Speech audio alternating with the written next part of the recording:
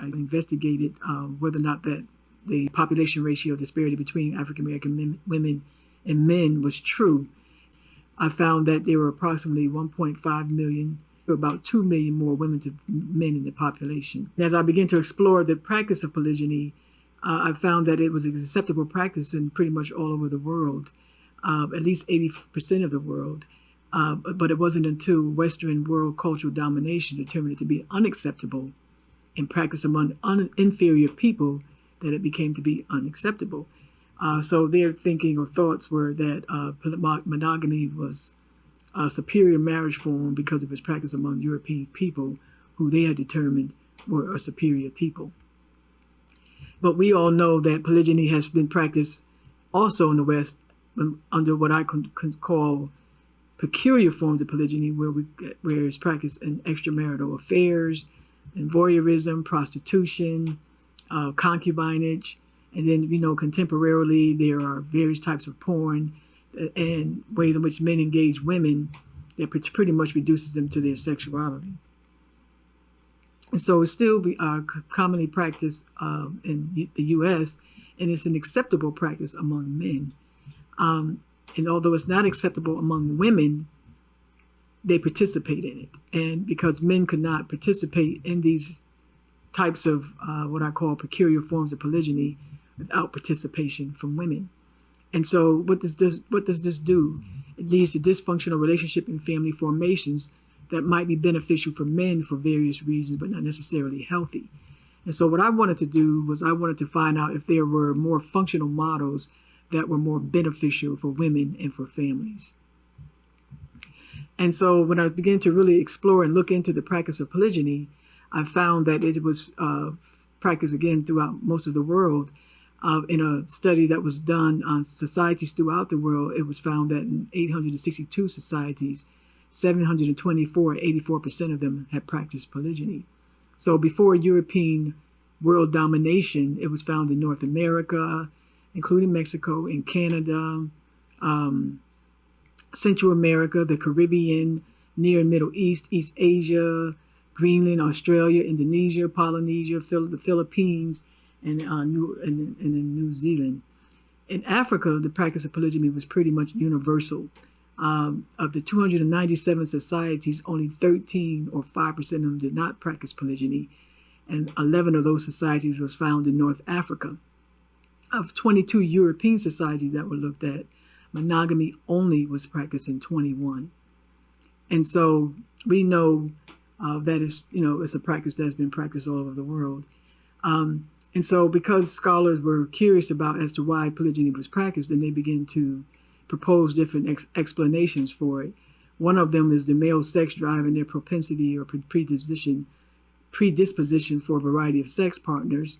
The other one is the long length of postpartum.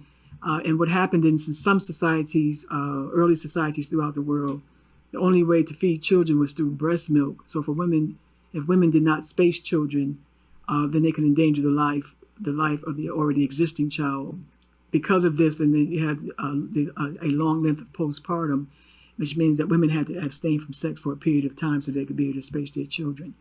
Economics was also explained. It was thought that where women contribute substantially to production, because the more wives you have, the more children you have, and that means that that's the more wealth you can build. And then, of course, the imbalanced sex ratio due to males being lost in warfare and occupations. And then cosmology, particularly among African societies, because it was important to be remembered among your descendants, because the longer you could be remembered meant that you were still alive. And so it was all tied up into their ancestry and their progeny.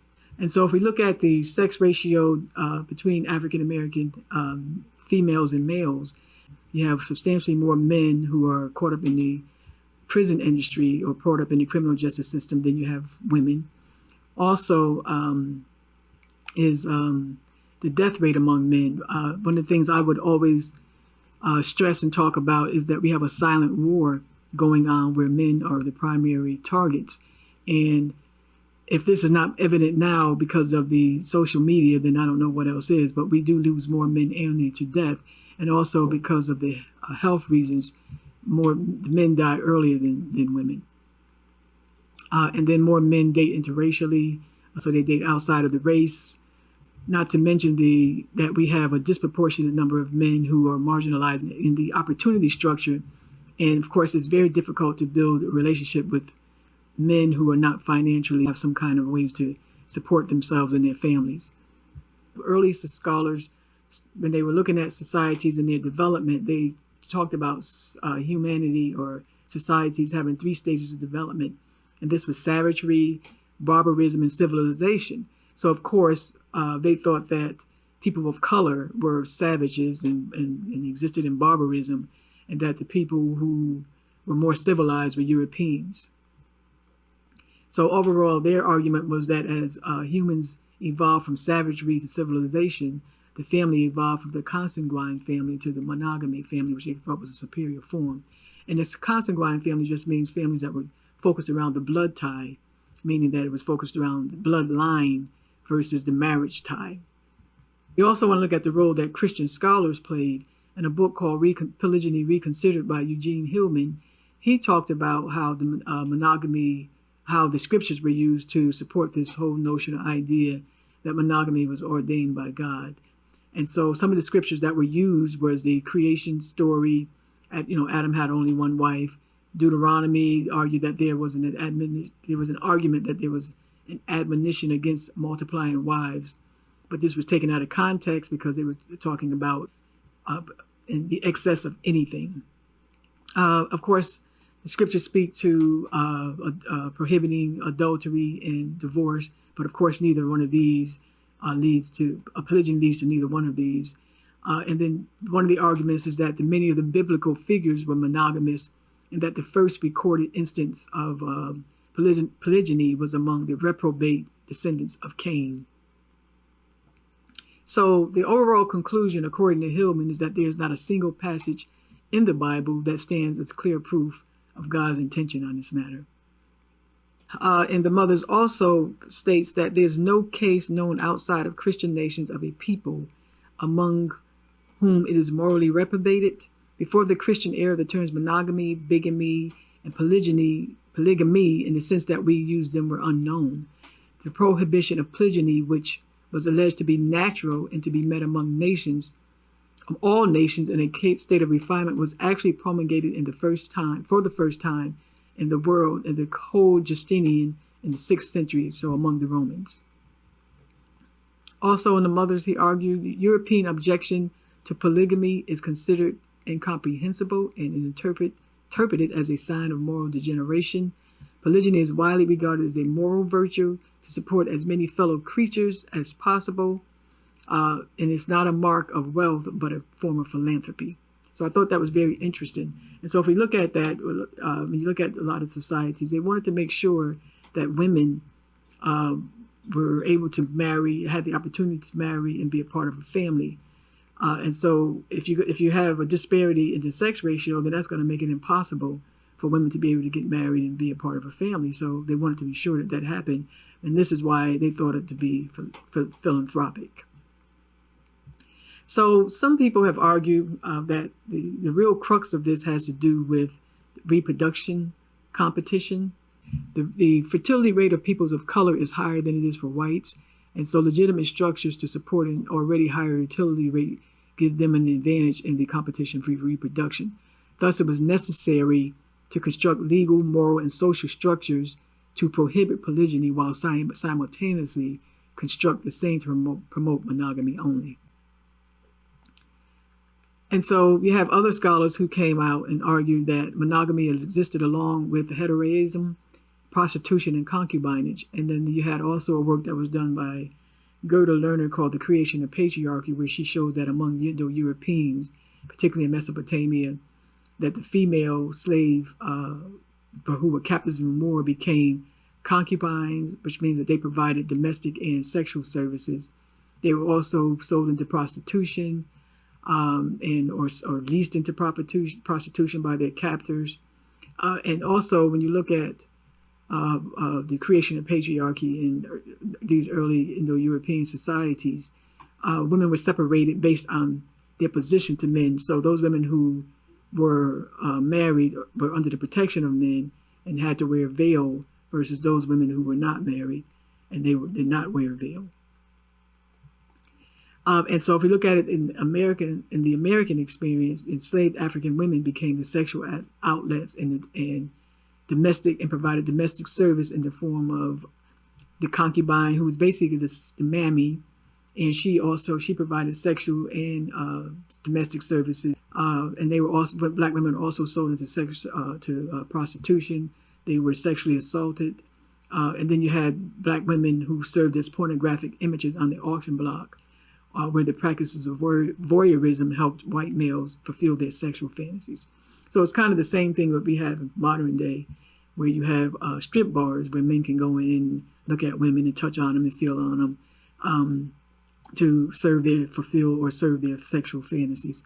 Then you also have Marimba Ani in the Urugu, Patricia Hill Collins and Black Feminist Thought, and they talk about Western systems of domination, and some of these include the spiritualization, dichotomous thinking, where you have the either-or classification, oppositional pairs, where you have superiority versus the inferiority paradigm, and then the objectification of women. And then we also have Bell Hooks, where she talks about structures of dissimulation, where a lot of what we do in the West means that it's acceptable to be able to put structures in place that are based on lies and based on untruths.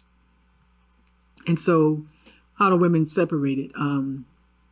We have the beauty standards, and of course the Afrocoid versus the Coid standards, where the ideal beauty is that image that is closest to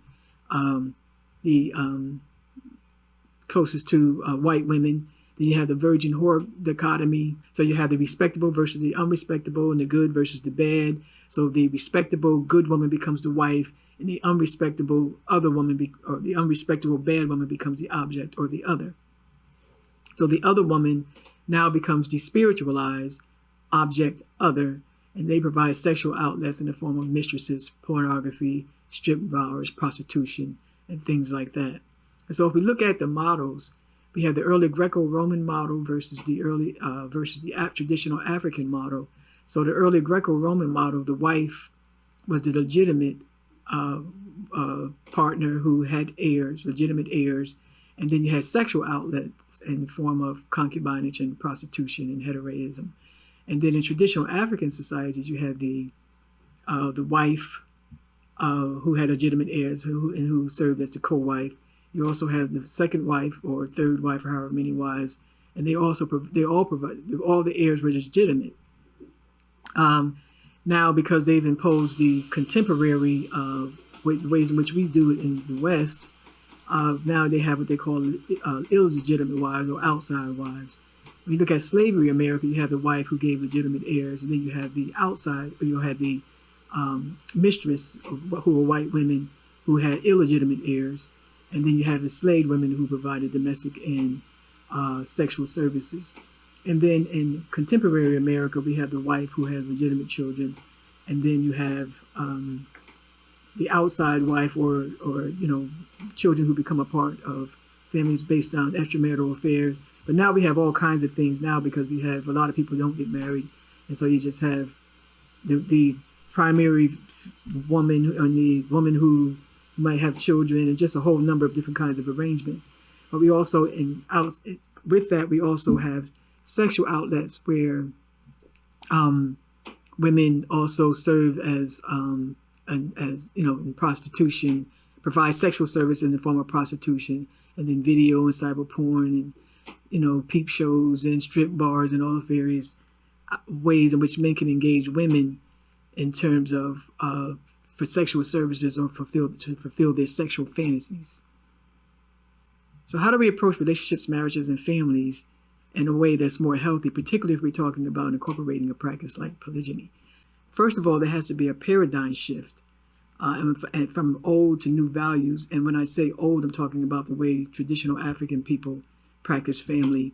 If we look at the way the focus in the U.S., then it's focused on individualism, which means the self or selfishness is at the center. And what Afrocentric theorists are suggesting is that we move from self at the center to we, us, and I at the center, so that the we, us, and I become more centered than the self. And also there has to be a shift from the focus on the nuclear family, which is considered the ideal model in the West. And we know that most families are far from nuclear, particularly African and African American families. And we talk about the nuclear families, it really has to do with the way they're doing it now, which is the enmeshed couple, where the couple is socially and emotionally dependent, and it's focused around the couple versus the extended or the expanded family. So when we look at the extended or expanded family, which many of us are familiar with and are from, which means you conclude it means that all your extended families are inclusive of your family.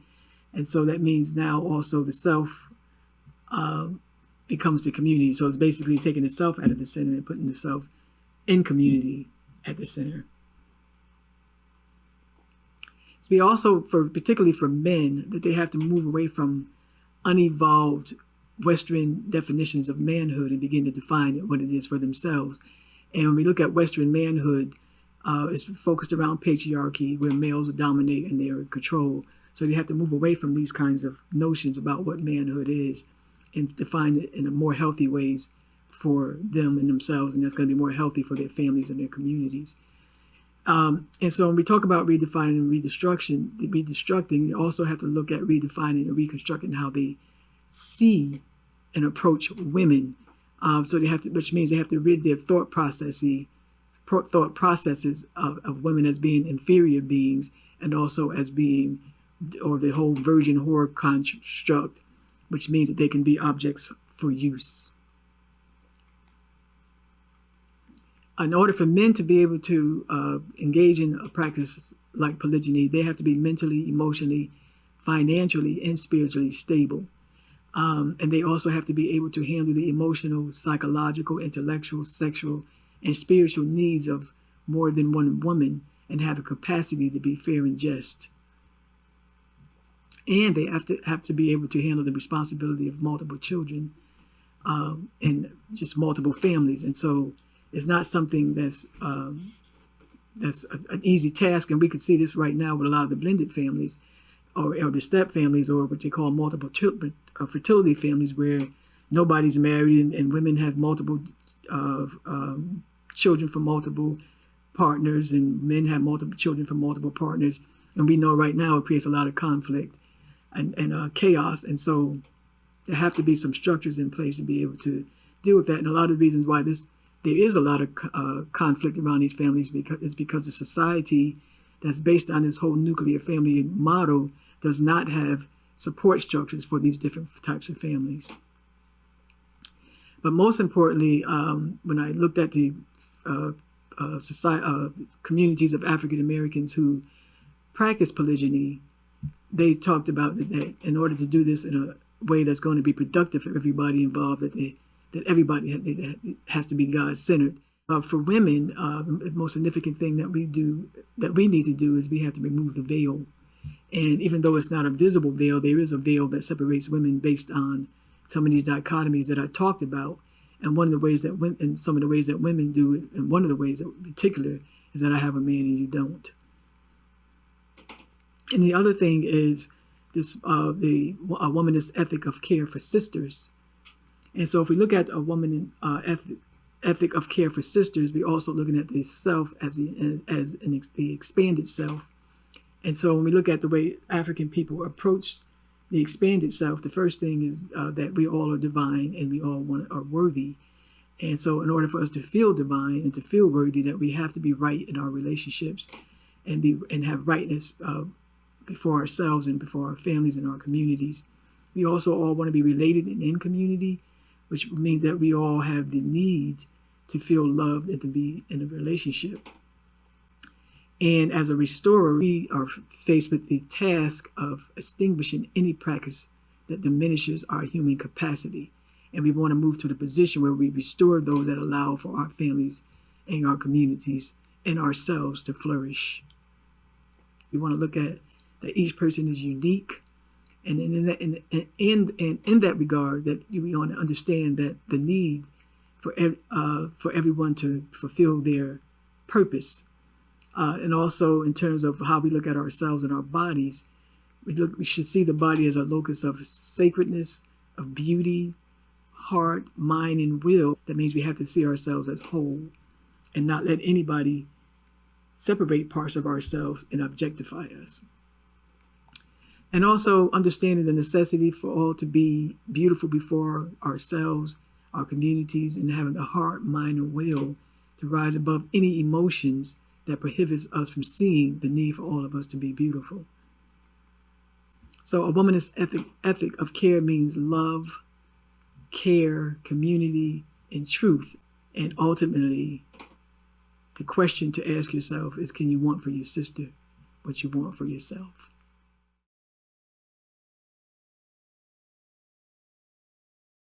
Important to note that is that when the community started practicing polygyny, most of the women were initially opposed to it, but as time went on and men continued to persist at doing it because they thought it was necessary, they began to accept it and then began to see the benefits of it. So what motivated women to want to bring a sister wife into their family? The overriding factor that motivated women was that they wanted to provide a family for a sister because they thought it was the right thing to do. They were also impressed by how polygyny was practiced in their communities. Women generally thought that polygyny was a way to deter husbands from having extramarital affairs, and because they thought that it was being done primarily in the African American community in general, that they felt that they wanted to do it. If they were going to do it, they may as well do it right. A few sisters saw it as a way to have a sister that they had never had, and then also a few also did not want to be the only wife and wanted someone to help share the responsibilities, and because they thought that it would give them more time for themselves. But generally, it was about helping the sisters in need and making sure that sisters had a chance to be a part of a family, to be married and be a part of a family. One woman said, I had been trying to get him to marry her for years because she thought she was a good sister. And I heard this echoed in other communities too, that they saw other sisters in the community that they thought were good sisters, and they wanted to invite them into their families. The ways in which they entered into polygyny was that a husband and a wife might approach a priest, and then the priest approach an potentially incoming wife. A husband might approach a potential wife. Wives invited women into their communities, into their families. And interestingly, wives pick out other wives for their husbands. And some of the women talked about how they would see a sister and she might have a certain attributes or certain characteristics or a certain skill set, and they thought it would be good to bring her into the family because they thought that it would help benefit their family.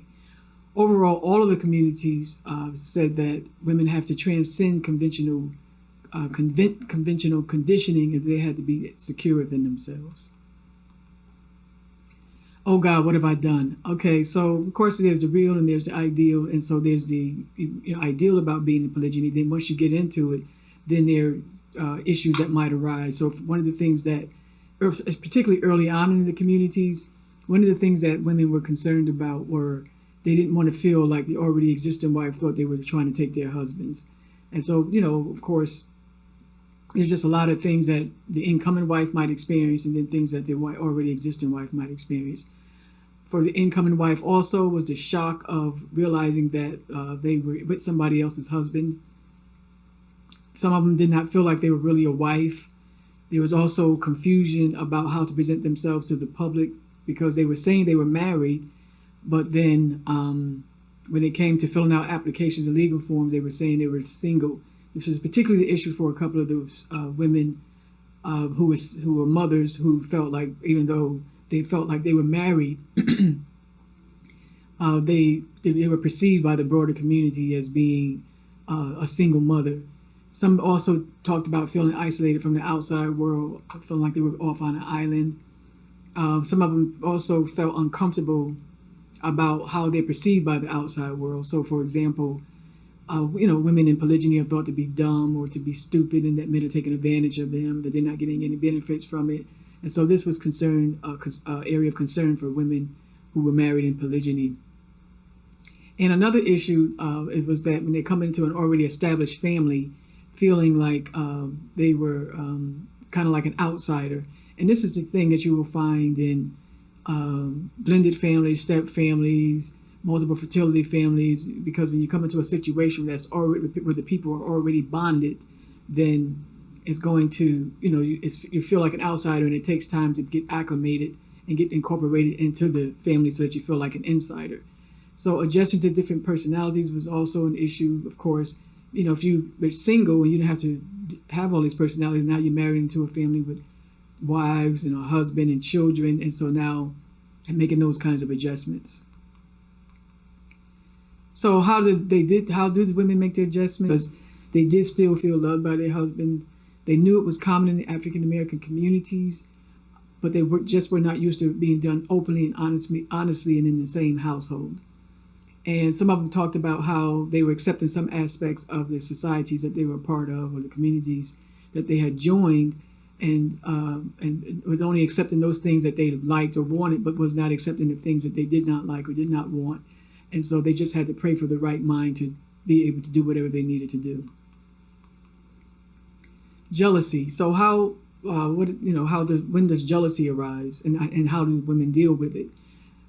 Jealousy really probably more or less had a lot to do with the relationship between the wives. And of course, the relationships vary from sisterly love to estrangement to distant.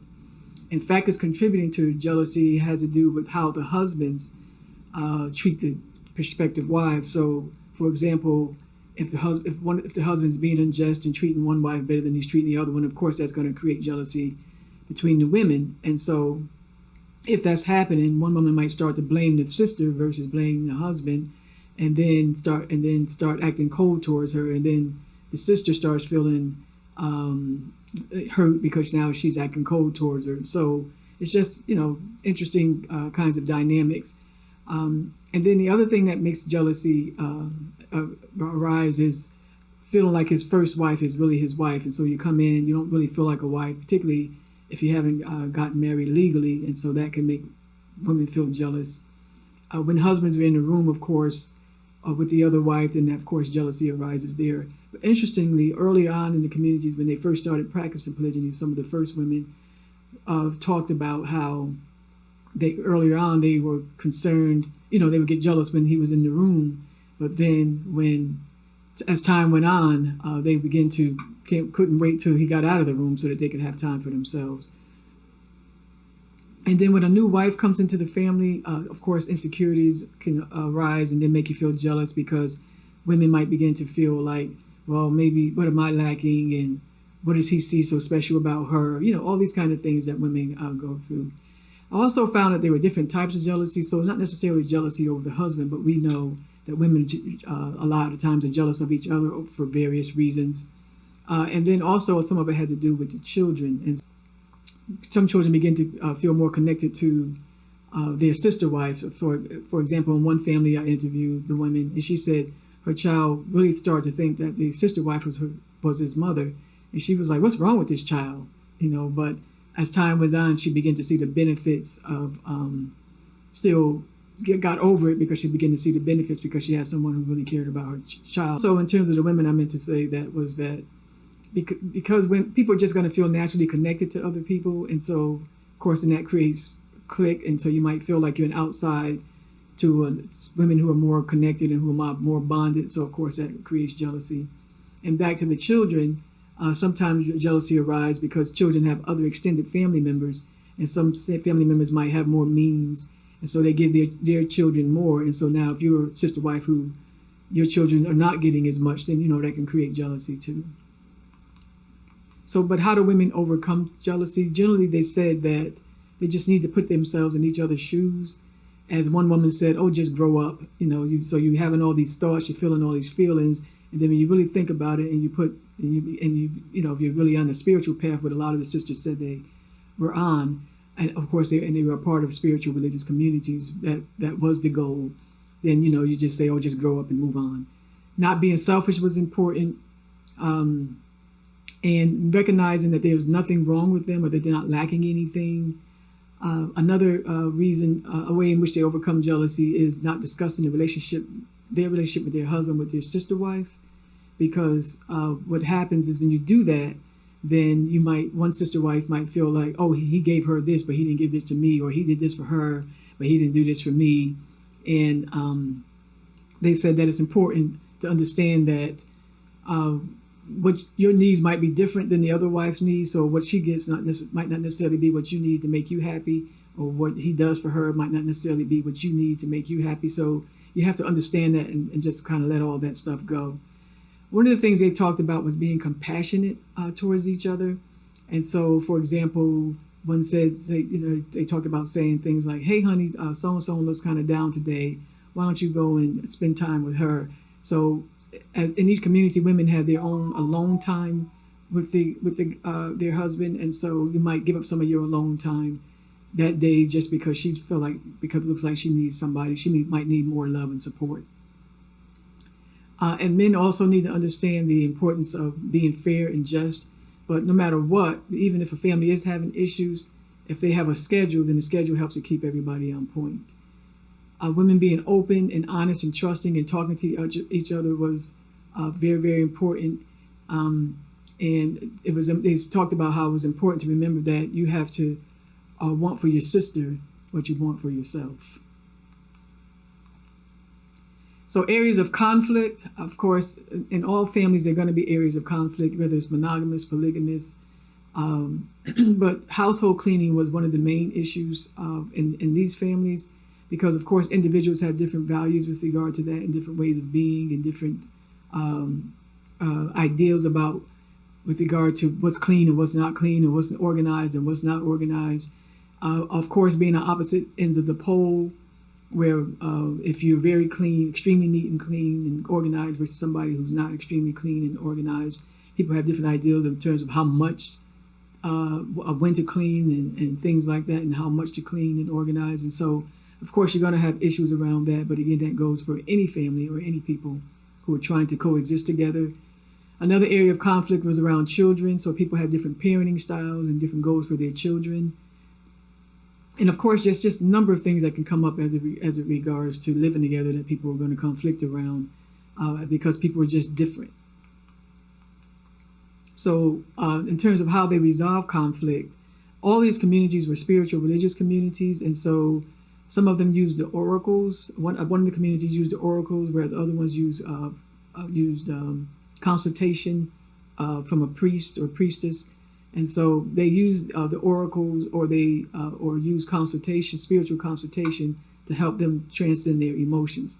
Family meetings were also important, not letting things build up, and taking care of issues right away, not letting them, go on and on, where people start to have negative thought and simmering over things, and of course things building up.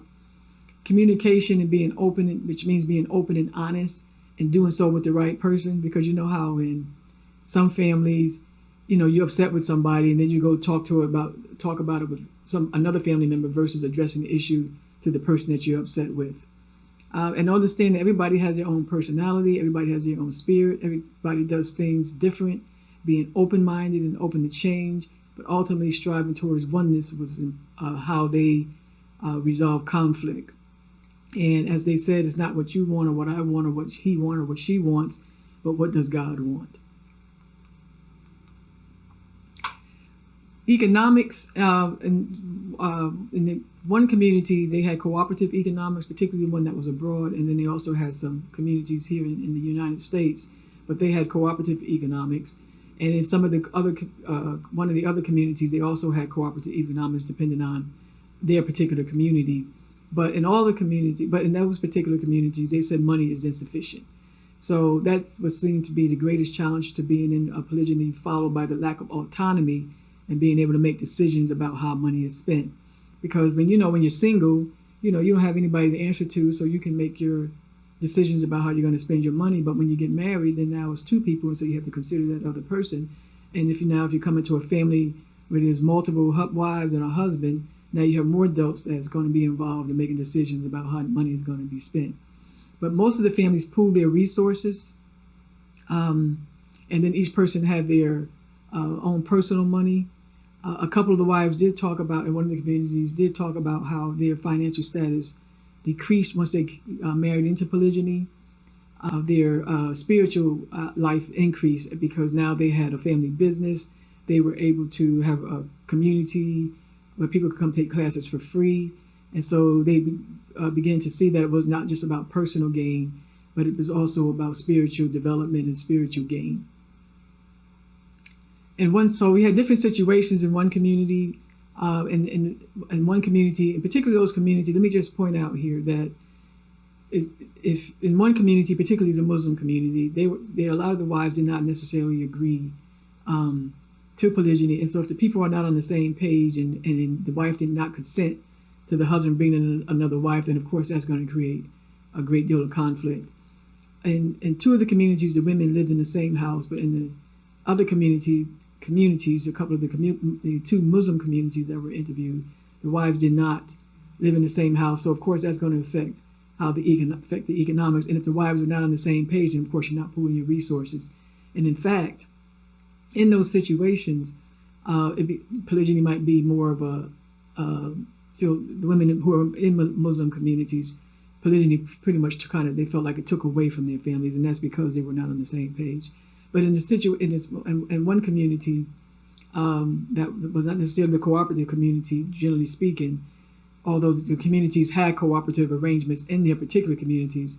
But in one situation, one wife was a homemaker and the other wife worked part-time while the husband held down 2 part-time jobs. In another situation, the 2 wives ran a family-owned business. One was a principal at a school and the husband worked outside of the household. And then another situation, the husband ran a business and both of the wives were employed. So there was a lot of flexibility with regard to that. Legalities, concerns were around their legal status as a wife, property, insurance, and taxes. A major issue for the communities had to do with health insurance, particularly the ones that were not cooperative. So if the husband is the only one employed, then only one wife could be put on his insurance policy. And of course, that would be historically, that would be the wife that held the legal license. But now you have some cities that accept domestic partnerships. So I guess it depends on the state and the city.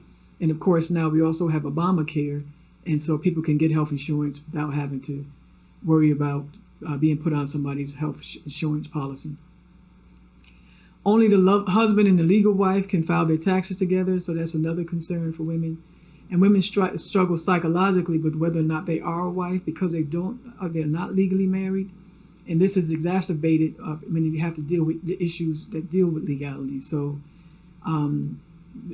particularly when they had to deal with these issues, this is when the wife who did not have the legal license would feel,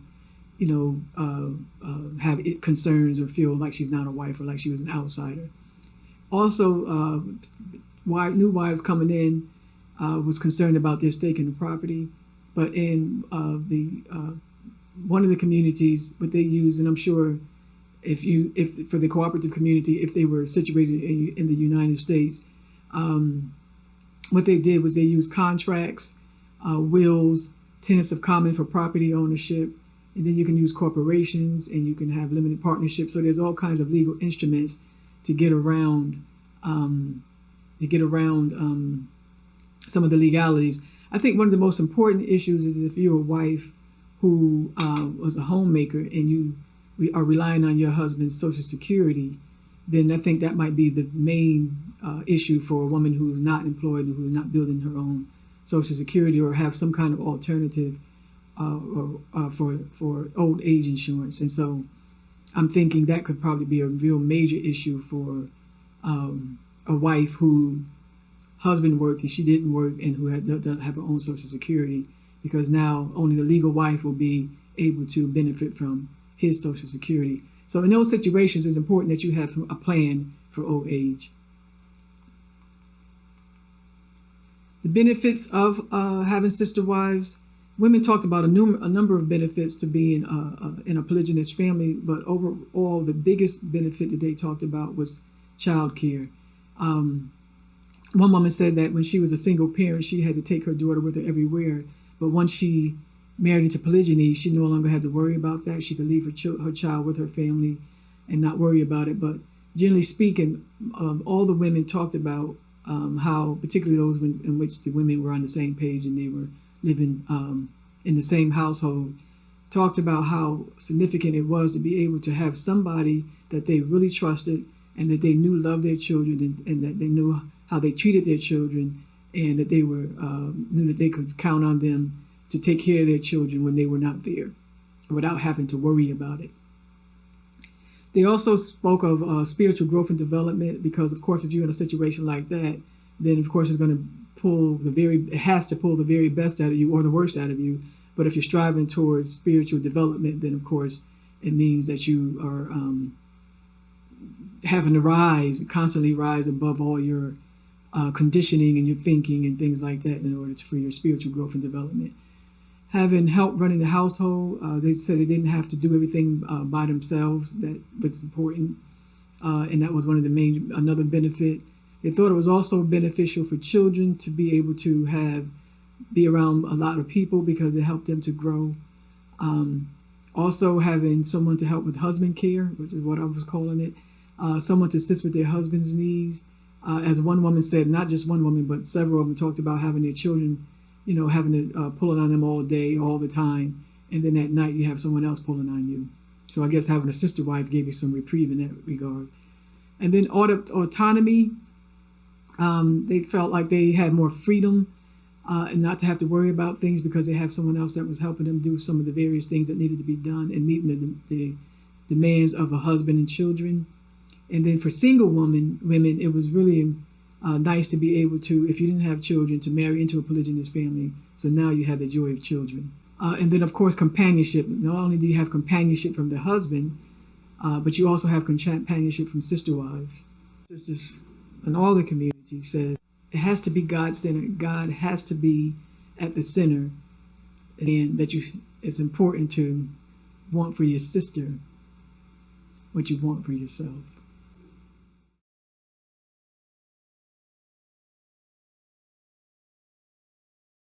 Men with multiple wives. I was interested in finding out what motivated men to enter into polygyny. Most of us think that men want to get into polygyny for sex and ego. Some of them might not admit that, but in these three communities, the men talked about the desire to take care for women. Like, for example, one man said, how could he sit up all happy and cushy with his wife and family when he knew there was multiple women out there that needed to be a part of a family? And one guy expressed the need to care for women because of what he saw his mother go through. He said that as a single parent, she went through a lot, and he expressed his wish to marry all African American women because it really hurt him to see women without having the love and support of a husband and a family.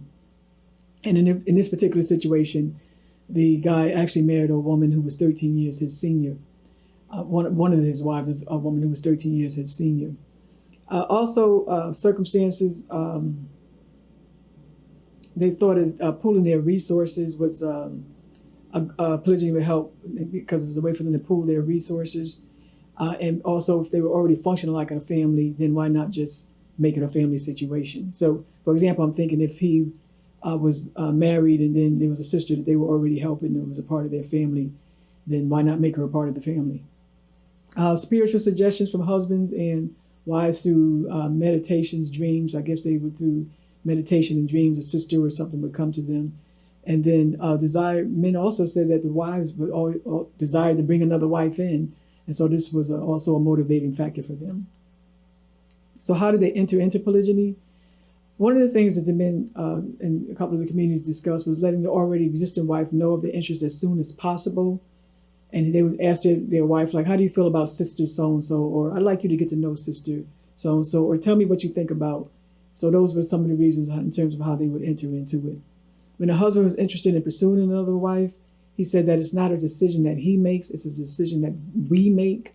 And so you say, I don't bring another wife into the family, we bring a new wife into the family.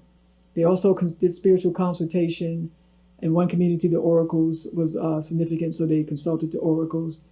And also the wives made suggestions. The wives might pursue women for different reasons. Sometimes a person will be just talking in a casual way and say, you know what, we should invite sisters so-and-so to come to our family. We need to get her on our team. And so as I said in the section where I dealt with the women, a lot of times women wanted to bring other wives in because they thought that they had some good attributes and a skill set that they thought would be good, beneficial to help their family. So some of the challenges and difficulty that the men faced One of the things that they talked about is that you could feel like you can lose yourself in polygyny. And so they talk about dealing with all the different personalities. One described it as very troublesome, and very challenging, and emotionally taxing. Women also changing their minds after entering into polygyny. They say they can deal with certain things, and then when they get in it, they have difficulty dealing with it. And they also talked about the importance of staying out of the women's affairs. Issues with children can also be astronomical because different parenting style. People have different parenting styles, different discipline styles, different goals for the children. And he said you have to be consistent in your approach to children, to the diet, to discipline, what they watch on television, their education, and you got to also deal with other children's fathers. And so just a whole slew of things you have to deal with if you're going to get into a polygynous situation, particularly with women who already have children. One guy said, if you don't have any money, stay the hell out of polygyny because it's tough. And although you're not expected to take care of everybody, you still have to maintain some kind of financial consistency, and you have to have a plan. One guy described it like this: you ain't Superman. And so men are also concerned with their physical appearance, their health. As you get older, you start to be concerned about prostate cancer, heart conditions, and things like that. They're especially concerned about their potency because some women, although women might not want it all the time, but they want it when they want it. Diet was also stressed a lot. And one guy actually said that they believe they could have saved the marriage had they just had some understanding about PMS. And so people have to really pay attention to, of course, health issues in the diet. Balance and fairness. And they talked about, of course, it's very important for men to have a sense of balance and a sense of fairness and a sense of what's just. But the women have to help you. He said no man can honestly say that he's not attracted to one woman over the other, and it could be for just a number of reasons that they like something about how she looks, or like how she makes love, or he likes the way she cooks. And so there's different ways in which reasons why they might like women, but they have to be balanced. Men must be mindful and not follow their instincts, and they must have a sense of what's fair play. They have to also follow the spiritual consultation in one community, of course, the oracles. Whatever the issues might be in terms of helping him to stay balanced and fair. Having a schedule helps. So even if you have some issues that are going on in the family, but having a schedule in terms of the alone time that he's going to spend with the different women or the different wives, and in terms of also, when they're in the bedroom. But they talked about also, even though you have the schedule, you also have to bring quality into the interaction. So it just sounds like it's a whole lot for a guy or a man who wants to take on multiple wives. But the most significant thing, they said that his spiritual focus is paramount, because it's God that she sees in him that helps to keep her balanced.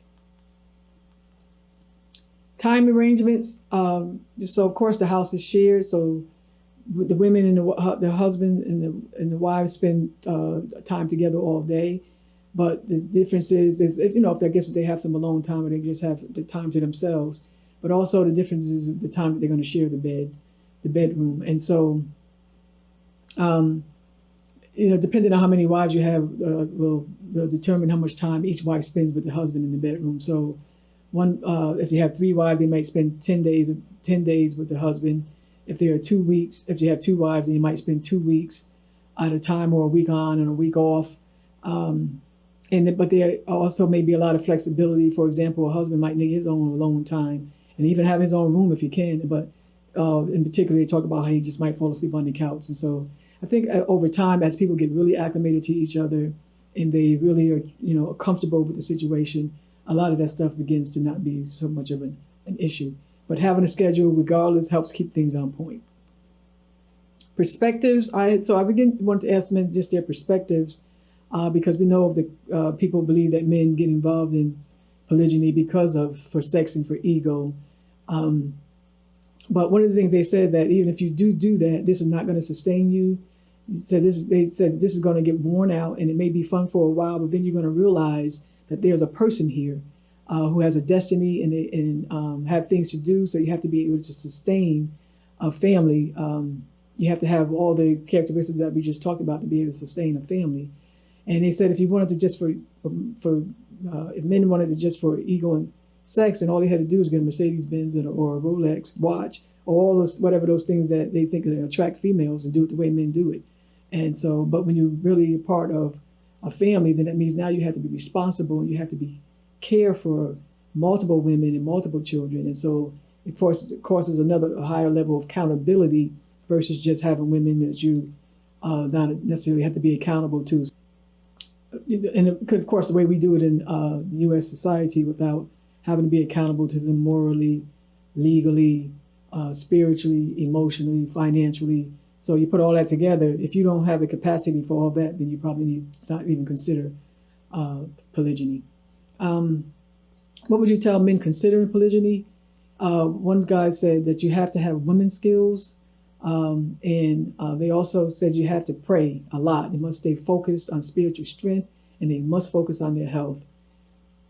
And then I asked the question of what do they think about, because of course people are always going to answer the question, well, what about women having multiple husbands?